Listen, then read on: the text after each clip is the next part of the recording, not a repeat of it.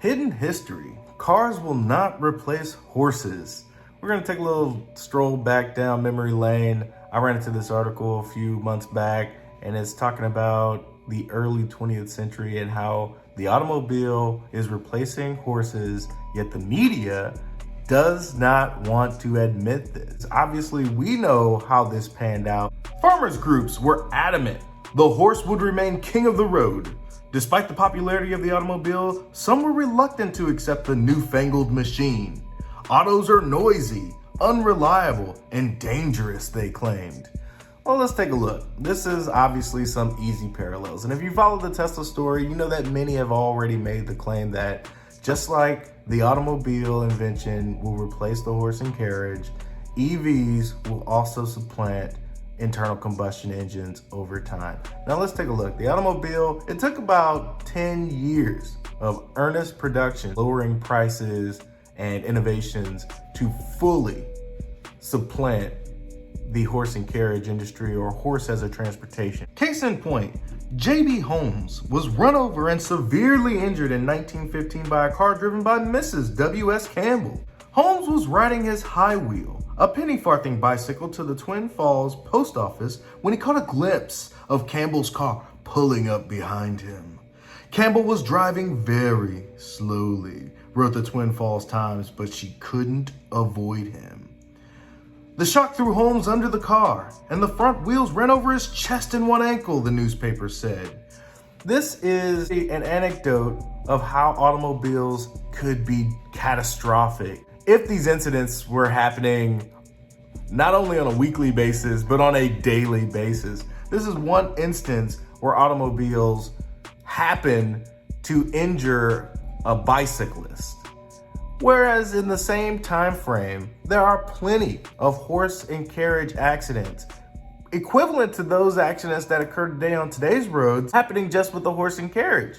But you don't see this article highlighting those accidents at all because they're commonplace. And this accident involves a brand new technology where many consumers are probably reading this paper deciding on whether or not they want to pick up another horse to ride into town or pick up one of those fancy automobiles that are getting incredibly cheap, mind you. Automobiles may come and go, may puff in and speed out, but His Majesty the Horse remains monarch of the road against all competition, the Twin Falls Times wrote in 1915.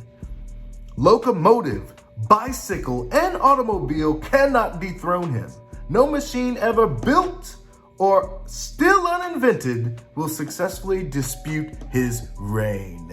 Talk about the audacity, the level of commitment to the horse. This is a prime example of what is happening today.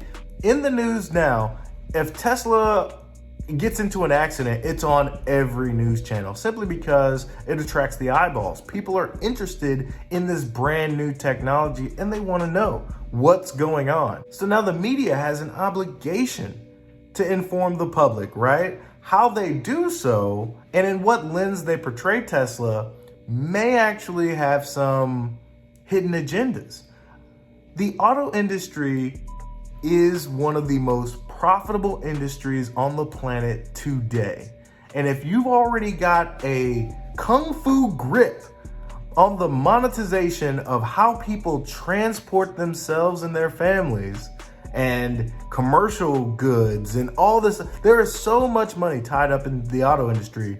There is no wonder that some of that money goes to dissuading individuals from exploring this new technology. Unfortunate, just like this article in 1915, as automobiles were a commercial inevitability, so too are electric vehicles. People are seeing more and more of these things on roads, and their functionality and their features are being broadcasted, and friends and families can't keep their mouths shut about this. I, for one, am one of those individuals. This is the future. Everything in the news seems to be blown up, and it makes people fearful. Are Teslas safe?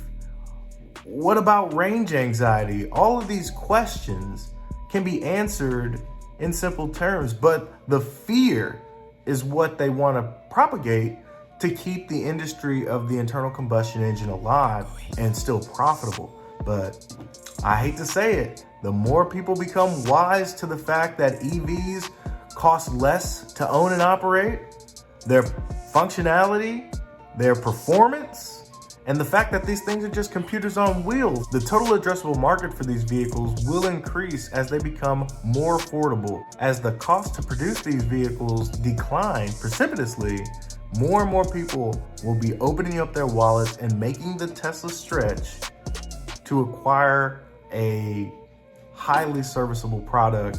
Well, that's all I got for you. Be easy. Peace.